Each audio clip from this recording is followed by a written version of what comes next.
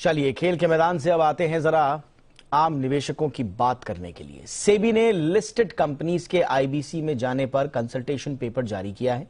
यह share holder के हितों की रक्षा के लिए कंसल्टेशन पेपर जारी किया गया है। क्या है सेबी की मंशा और कैसे ग्राहकों के अधिकार सुनिश्चित हो पाएंगे इससे, इस खबर पर ज्यादा जानकारी के लिए इस वक्त हमारे साथ मेरे सहयोगी ब्रिजेश कुमार जुड़ चुके हैं। ब्रिजेश जी, क्या चाहती है सेबी और इस पूरे विचार के बाद क्या वाकई में आम ग्राहकों के हित सुरक्षित हो पाएंगे? कुछ देखिए, अगर आपको याद हो तो हाल के दिनों में बहुत ऐसी लिस्टेड कंपनियां हैं जो एनसीएलटी में गई आईबीसी प्रोसेस के तहत, और उसके बाद ये हुआ कि जो नया खरीदार था उन कंपनियों को, उसने फैसला किया कि उससे कंपनी को लिस्ट नहीं रखना है और पूरी की पूरी जो कैपिटल थी वो हो गई जीरो। तो यानी जो शेयर होल्डर के शेयर की वैल्यू थी वो पूरी तरह से खत्म हो गई वहां पर।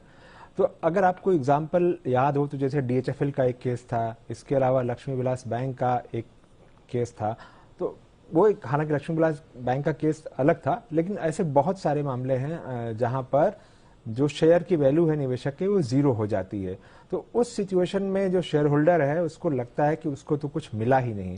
तो सेबी का प्रस्ताव ये है कि जो नया खरीदार आएगा, ऐसी कोई कंपनी, लिस्टेड कंपनी जो इंसॉल्वेंसी में जाती है, प्रपोजल अप्रूव होता है, तो उस स्थिति में जो नया खरीदार है वो कम से कम वो जो 25% पब्लिक शेयर होल्डिंग का नियम है सेबी का लिस्टेड रहने के लिए, उसमें भागीदार जो है बनाया जाए। जो कंपनी के नॉन प्रमोटर शेयर होल्डर हैं उनको मौका दिया जाए कि अगर वो शेयर खरीदना चाहते हैं नई कंपनी पे तो उनको मौका मिलना चाहिए, ताकि वो अपनी जो पुरानी कंपनी थी उससे वो जुड़े रह सकें, उसके फायदे ले सकें। और उसके लिए यह सुझाया गया है कि जो अलॉटमेंट होगा शेयर का वो उसी भाव पर होना चाहिए जो नया प्रमोटर आ रहा है उसको जिस भाव पर मिल रहा है उसी भाव पर जो इन्वेस्टर हैं पुराने उनको भी मिलना चाहिए। अब इसका फायदा क्या होगा?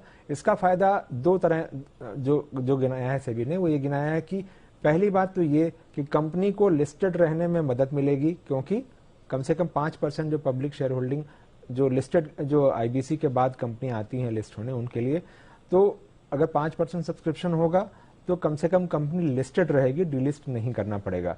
दूसरा फायदा यह है कि जो नया प्रमोटर आएगा उसको जो पूंजी जुटानी पड़ेगी, तो उसके लिए अगर पहले से जो पुराने शेयर होल्डर हैं कंपनी के, वो खरीदार बनने के लिए तैयार हैं शेयर खरीदने के लिए, तो उसको पूंजी जुटाने का जो रास्ता है नए प्रमोटर का वो भी आसान हो जाएगा। इसके अलावा जो सबसे बड़ी बात यह है कि इन्वेस्टर को कहीं ये नहीं लगे कि उसकी जो पूरी वैल्यू थी वो जीरो हो गई और सारा फायदा जो है एक तरह से नए खरीदार को ही मिला और उसको कुछ नहीं मिला, जबकि वो लंबे समय तक कंपनी में निवेशित रहा था। तो ये प्रस्ताव है सेबी का और इस पर सबके सुझाव मंगाए गए हैं और सारे सुझावों के आने के बाद इस पर जो है अंतिम नियम हम आते हुए देखेंगे।